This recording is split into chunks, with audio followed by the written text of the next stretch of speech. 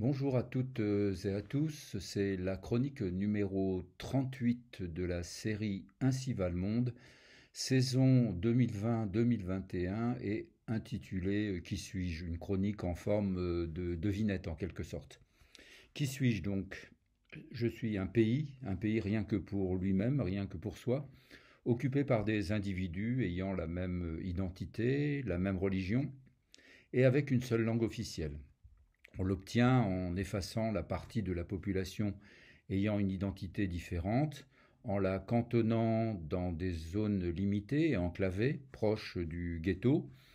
Pour ce faire, il faut promulguer des lois discriminatoires qui permettent l'expropriation de terres et la prise de quartiers entiers pour y implanter les personnes que nous dirons de bonne souche. On peut aussi détruire des habitations ou empêcher l'obtention de permis de construire aux indésirables, ou encore les priver de leurs oranges.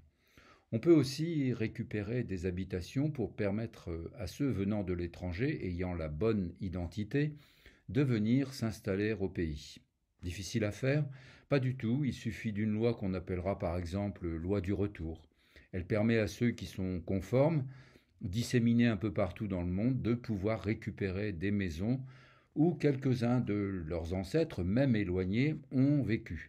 Évidemment, cette loi ne vaut pas pour les importuns, même anciens propriétaires, et même anciens propriétaires plus récents. D'ailleurs, ils n'ont pas la possibilité de revenir dans leur pays, enfin leur, c'est vite dit, car justement, il n'est pas établi que ce soit le leur. Mais pour construire ce pays, le plus radical est quand même la construction de murs ou de rideaux de barbelés, derrière lesquels est concentrée la partie dérangeante de la population. Mais comme on peut néanmoins en avoir besoin comme main-d'œuvre bon marché, on laisse ouverts, entr'ouverts, entrebâillés, ce qu'on appelle en français des checkpoints ou points de contrôle. Assez humiliant d'ailleurs et plus proche de l'entrave physique. Nous-mêmes en avons un aperçu au point de contrôle dans les aéroports où les objets personnels, chaussures, vestes, ceintures, chaussettes, montres sont examinés, inspectés au vu et au su de tous avec palpation du corps en prime.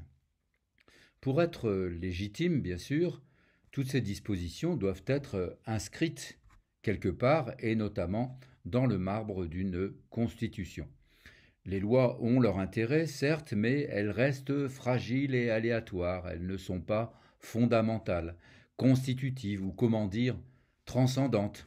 Ainsi, faut-il doter le peuple élu d'un État-nation, le tout avec majuscule, qui sera comme son foyer national. Il faut aussi que, si par exemple un individu s'approprie même illégalement un bien, que ce soit sous couvert d'un intérêt général et bien sûr national.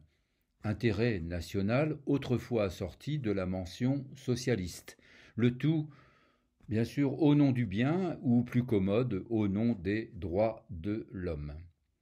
Pour prendre toutes ces mesures, il faut se réclamer d'une histoire, d'une culture, mais le plus efficace, c'est quand même de se poser en victime d'un complot ourdi évidemment par des ennemis, ces derniers donnant de nombreuses preuves réelles ou imaginées de leur volonté d'élimination du peuple saint et pur. Ces ennemis sont entendus comme un groupe fantasmatique, homogène, et présentés comme responsables des conflits quand ils ont lieu ou s'ils ont lieu. Dès lors, tout est permis, et notamment leur extermination ou plutôt leur destruction. Le mot est plus doux à l'oreille. On évoquera alors un nettoyage ethnique. Pour répondre à la question posée, qui suis-je?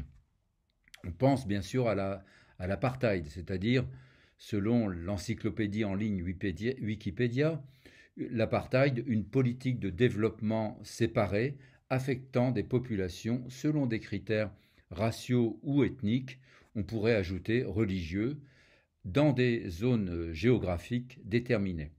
L'Afrique du Sud en fut le modèle. Elle eut aussi son parti national. Il faut dire que là encore, une minorité, blanche en l'occurrence, était anxieuse de se voir engloutie par la masse des peuples noirs là-bas. Cette anxiété, nous l'avons aussi en France, lorsque nous parlons par exemple de grands remplacements. Manuel Valls avait noté de son côté l'existence en France d'un apartheid territorial, social, ethnique. Pour le pays qui nous occupe et qu'il faut deviner, il en a la couleur, le goût, mais ça n'en est pas, comme disait à peu près, la pub. Alors quoi? Une société militarisée, ultra technologisée, un peu totalitaire, un peu autoritaire, un goût d'apartheid, un peu démocratique ou à démocratie limitée, qu'on appellerait peut-être aussi démocrature, accueillante pour les touristes et ses oranges goûteuses. Que puis-je bien être? Ainsi va le monde.